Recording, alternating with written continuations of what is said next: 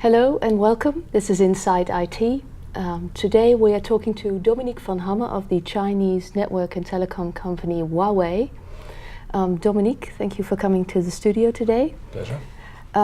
Could you tell us a little bit about the Huawei company? Because I'm sure a lot of people know the name, but I'm not sure whether people know what the company exactly does. Good question to start the session, thanks. So Huawei is a Chinese company active in the ICT sector. So we're a privately owned company, quite a sizable one, 140,000 people employee today, with 45% of the population being in R&D. So very strong in research and development as an organization. 2/3 of the business happens basically outside China. So this is maybe one thing we want to share with the audience is that strong company, a strong footprint of course in China, but definitely a global and international player. And when did the company go international? We went international probably 15 years ago. We did celebrate in December our 10th anniversary of being present here in Europe. It started out all in the service provider market, and from there it expanded in many different areas. But 10 years in Europe already, so very active organization, I must say, on the footprint of Europe. And what was your first base in Europe? The first countries that you operated? The first countries were in fact Netherlands, to be honest. So that's a pretty interesting situation to be in, especially here in InsideIT. So we started off close to 12 years ago in the Netherlands, based out of Amsterdam, and winning the first deals really from here and in multiple locations in Europe. So rapidly expanding across Europe, in fact covering now all of the European countries. Still headquartered here in Amsterdam, which is I think a good thing for the local audience here. 10 years, as I mentioned, started off really from the telco environment. We expanded since then into the device, so the phones and the smartphones and the pads. And then we also expanded into the enterprise business, so more on the B2B side of the equation here. And what is your business model in Europe especially? So the business model is the same in Europe as we have in fact on a global basis. So we're pretty consistent from that perspective. So for the enterprise business we have a completely indirect model. So basically all of the business is done through partners. This can vary. We have service provider partners, we have distribution partners, we have local integrators and multinational integrators, but we service indirectly, we contract customers indirectly through partners, and basically all the flow from a product and services go through partners. Is that the same as in China, or is that a very different situation here? There's a slight difference, I must say. Here in Europe we have a strong base of partners. China for the moment is around 15% direct, and the rest is being indirect. So big transformation in fact happening in China as we speak, and learning from what's happening of course here in Europe and in other places in the world. The model is very consistent, as I mentioned, so that allows us also to take on customers on a global basis and service them on a global basis through our network of partners. And what makes Huawei such an interesting company for partners? Because all of your business is done through partners here. Are you looking for new partners? So what makes us interesting, Cindy, is basically that there's a few convergence cycles that really happened. One is very famous, is of course the convergence between fixed and mobile.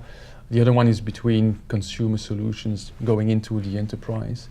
We believe there is a third one going on right now, which is the ICT convergence. Basically, the communication technologies, the telecom technologies, the enterprise infrastructure all merge into one ICT converged infrastructure. We want to be the leader in that space now, and that's definitely the course we set ourselves for the next 5 years, is to be the established leader with at least 20% of market share in that environment. So with that, we believe also that we bring something new to the equation and to the existing status quo that our partners are seeing, bring a lot of different products and solutions and innovation on the market right now. And the combination of that innovation with that completely indirect model, I think, is a very strong value proposition for our partner. But it's also an ambitious goal to be the market leader? I'm sure you have a lot of competitors. We have a lot of competitors. As the audience know, this market has been very much concentrated in the recent years, and so depending on the domain we're in, we want to approach the market through 3 different type of solutions. One being around IP infrastructure, routing, switching, wireless. The other one being IT and computing and cloud.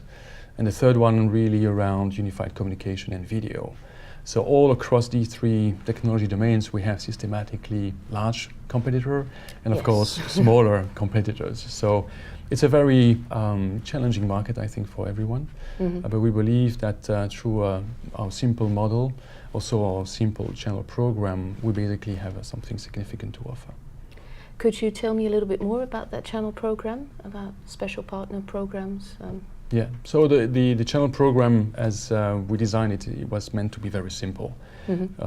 We believe this market has used for too long very complex, very expensive channel model for the partners to really be active on the market. So we, from the outset, we really want to be having a very simple one. The other characteristics we wanted to have was really have a program that merged product and services together, and not having services like bolt on the program after. So the core of the design of the channel program really mixes products and services together. That allows us also to go into a resale mode, managed services mode, or a cloud mode for the partner. So allows us different business model from the partner. And so now, yes, we have since, in fact, December, a complete channel program, including channel certification, channel benefits. We basically offer 3 main benefits for our partner, including profitability, which I think is very important these days. Of course. Always been, but of course more these days, using rebate schemes. We want to make sure we also transfer and translate all the intellectual property we have. So partner enablement is a key component.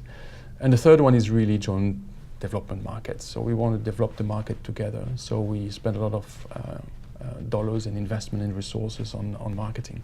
Yes, yes. Are you looking for new partners?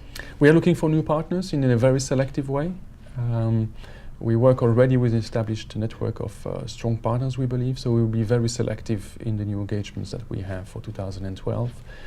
We believe we had a solid foundation coming out of 2011. And going into 2012 will be very selective. The selections and the focus will be definitely on space on the market where we believe we are undercovered. And we're also very sensible in the fact that we don't want to be over-distributed. We don't want too many partners, to be honest, because that would be defeating the profitability ambition that we want to have for our partners. And what are the areas in which you are undercovered?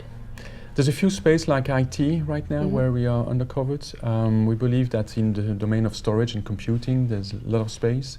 There's a lot of investment going out for the customer standpoint into data center and future, the cloud is there. So there's definitely a space of interest for us.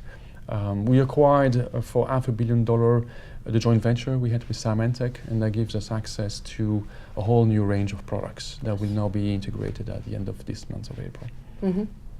And are you looking for Pan European players or also local players? Oh, I think, and people in the audience know a little bit about me, I love local players because this business is really driven by intimacy with the customers.